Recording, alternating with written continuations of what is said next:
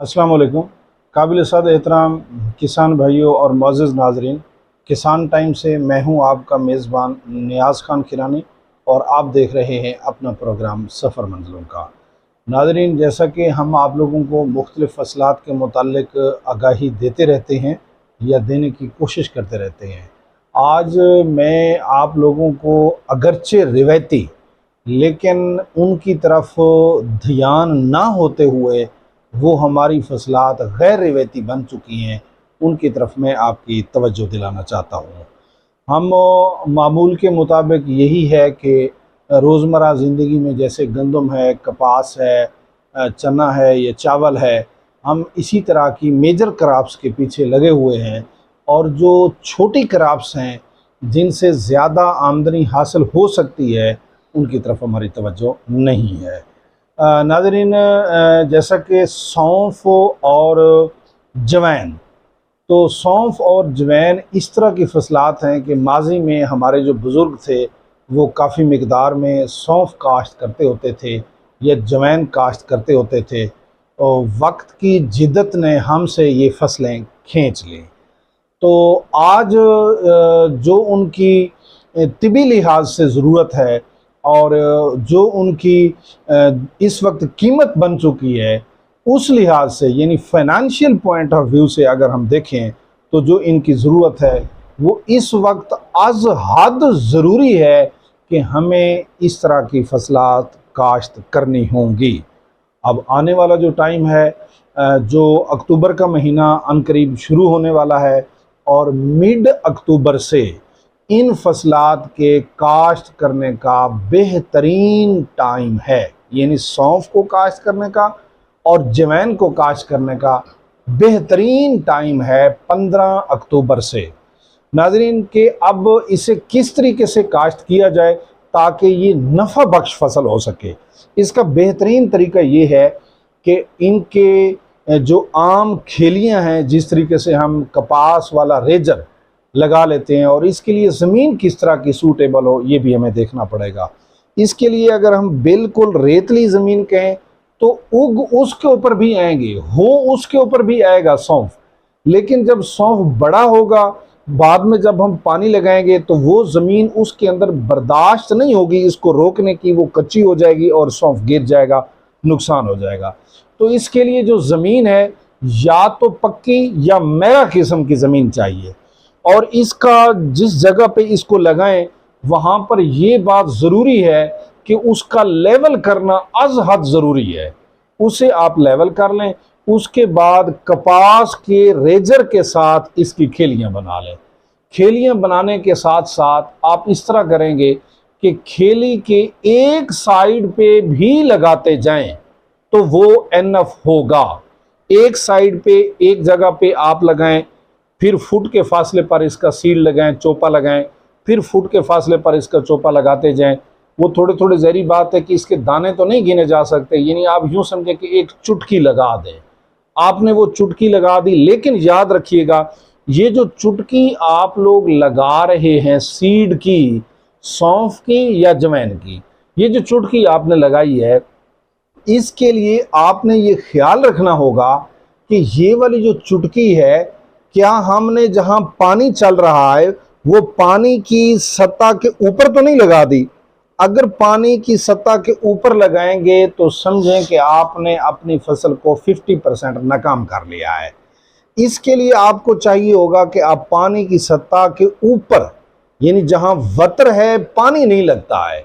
सौंफ का मेन मसला यही है कि जब इसको पानी लगेगा इसका स्टेम कमज़ोर हो जाएगा, ये गिर जाएगा।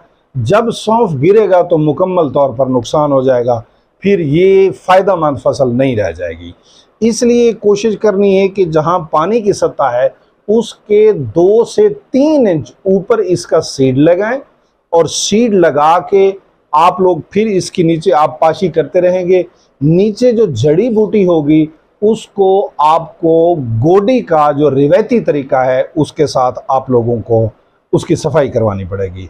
अगर आप खाद के एतबार से देखें कि इसे खाद कितनी देनी पड़ेगी तो मैं समझता हूँ ना देने के बराबर देनी पड़ेगी। सौंफ को इतनी ज़्यादा खाद की ज़रूरत नहीं है। इसका जो नॉमिनल किस्म का जो खाद प्लान है वो भी हम ज़रूर आप लोगों के साथ शेयर करेंगे। तो इब्तदा में आपने सिर्फ इसका चोपा लगा दिया तो आप लोगों की फसल उग जाएगी, और बाद में वक्त के साथ साथ इसकी खाद वगैरह इसको लगाएंगे, बकिया इसको कोई बीमारी भी नहीं लगेगी ख़ास, और साथ जो है ना इसका कोई ऐसी वैसी जो है ना कोई लंबी चौड़ी समझे कि खाद भी इसको नहीं देनी पड़ेगी, और ये आपका सौंफ तैयार हो जाएगा। कब तैयार होगा? यानी आप समझ लें कि मिड मार्च में ये तैयार होना शुरू हो जाएगा। जब मिड मार्च में ये तैयार होना शुरू हो जाएगा, नीचे जड़ी बूटी नहीं होने देनी, उसकी सफाई करते रहना है। मिड मार्च में जब सौंफ तैयार हो गया तो इसका एक चीज़ का आप लोगों ने ख्याल रखना है। वो ख्याल ये रखना है कि सौंफ, जाहिर सी बात है कि जब ऐन तैयारी का वक्त होगा इसका बोझ बढ़ जाएगा, वज़न ज़्यादा हो जाएगा। जवैन या सौंफ सेम कैटेगरी में इसी तरीके से होगा कि ये जो है ना उसका जब बोझ बढ़ेगा तो ये एक दूसरे के ऊपर ये पौधे गिरने की कोशिश करेंगे। उस वक्त कोई मसला नहीं है, अगर उस वक्त जब बिल्कुल तैयारी के करीब है तो गिर जाते हैं, को हवाएं भी उस वक्त चलती हैं तो वो गिर जाए वहाँ पर एक दूसरे का आसरा लेके, तो उसका कोई मैटर नहीं है।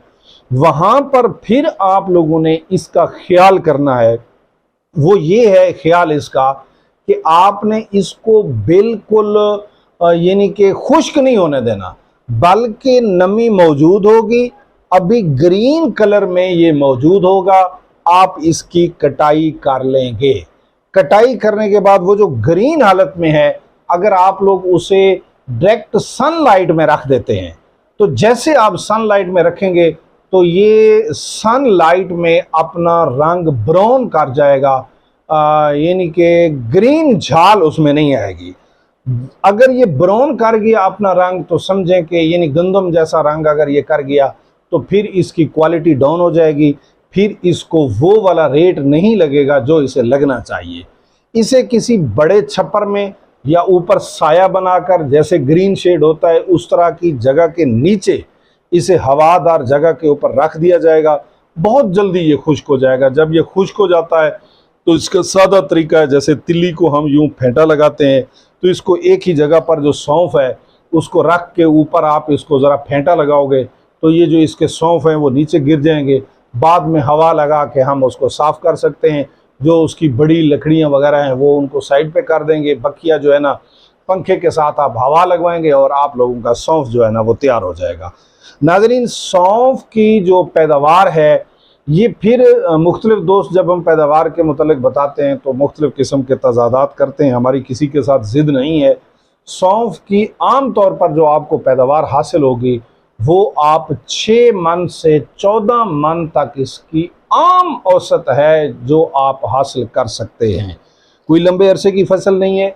अक्टूबर के एंड में आप काश्त कर रहे हैं, अगर आप नवंबर के पहले हफ्ते में भी काश्त करें तब भी ठीक है।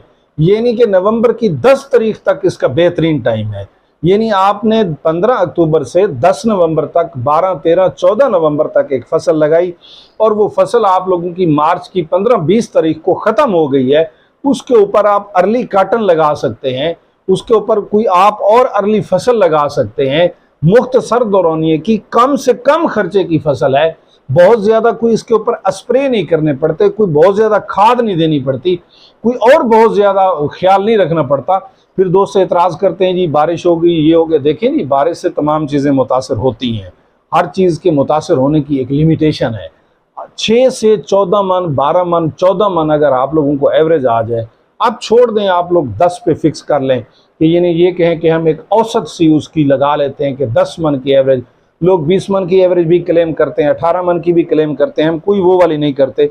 10 मन भी आप सौंफ अगर हासिल करने में कामयाब हो जाते हैं, एक आप लोगों ने कौम को इलाज के लिए एक बेहतरीन ग़िज़ा फराहम की है और उसके साथ साथ आप लोगों को बेहतरीन माशी फ़ायदा होगा।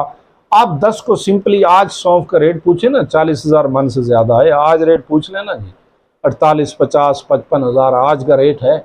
आज रेट पूछें, इतना रेट है। आप 10 के साथ ज़रब लगाओ तो ज़्यादा पे ना, जो आप 50,000 के 5 लाख की बात भी ना करो। आपको अगर 3 लाख से 4 लाख, मैं समझता हूँ 4 लाख अगर आप लोगों को इनकम हासिल हो जाती है तो ये सौंफ का जो एकड़ है इसके ऊपर आपका 20,000 25,000 से खर्चा बढ़ सकता ही नहीं है। ना इसने सर्दी से मुतासिर होना है, जितना कोरा जी चाहे पड़े, इसको तो कुछ भी नहीं होना है। आप लोगों का मुख्तसर 20, 25, 30,000 से अगर आप लोगों को 3.5 लाख 4 लाख रुपया मुख्तसर दौरानी में बचत हो जाती है, तो मैं समझता हूं कि सौंफ बेहतरीन फसल है। देख लें, आपकी ज़्यादा ज़मीन है, कोई 1 एकड़ आधा एकड़ आप काश्त करके जो है ना उसको आप लोग तजर्बा कर लें। मैंने जो एक्सपीरियंस आप लोगों के साथ शेयर किया है, ये छोटे होते हुए अम्मा के साथ हम इसी तरह काश्त करते थे, फिर अम्मा हमसे इसी तरह कटवाया करती थी, इसी तरह हम शीशम के दरख्त के नीचे रख के साए में उसे खुश्क करते थे, और फिर जो हमारी ज़रूरत से काफ़ी ज़्यादा होता था हम उसे बाज़ार उस वक्त सेल भी करते थे। उस वक्त हमें इन चीज़ों का एहसास नहीं था। आज अम्मा चली गई, लेकिन सौंफ का एहसास हमें आज हुआ है। तो नाज़रीन, सौंफ हमारे लिए बहुत ज़रूरी एक फ़सल है। इस पे हमने आप लोगों की तवज्जो दिलाने की कोशिश की है, जो कि अब गैर रिवायती सी फसल हो चुकी है। इसे आप काश्त करके ना सिर्फ अच्छा मुनाफा हासिल कर सकते हैं, बल्कि एक सेहतमंद ग़िज़ा भी है, वो उससे भी आप लोगों का फ़ायदा होगा। इंशाअल्लाह ताला हाज़िर होंगे नेक्स्ट आइडिया और नेक्स्ट वीडियो के साथ। तब तक के लिए मुझे और मेरी टीम को दीजिए इजाज़त। अस्सलामु अलैकुम।